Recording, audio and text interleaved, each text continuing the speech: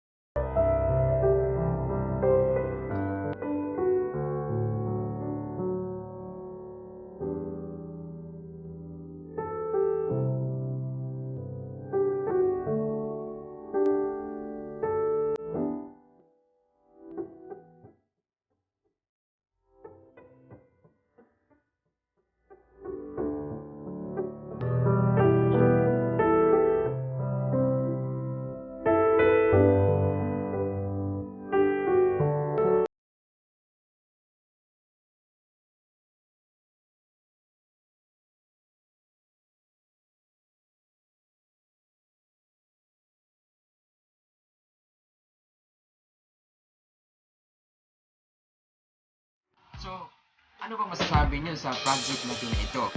So kung may masasabi kayo, ay pwede kayo dyang mag-comment sa baba, mga kalulka. So, yun lang. So kung may iba ka pang idea na pwede natin gawin, ay mag-comment ka na dyan sa baba na baka ay pwede natin gawin ngayon.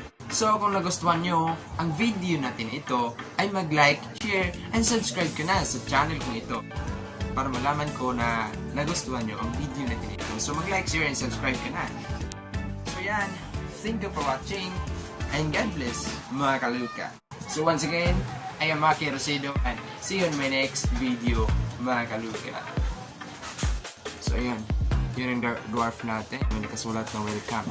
Kaya so, kung gusto mong ma-shout out, pag-comment na lang dyan sa baba.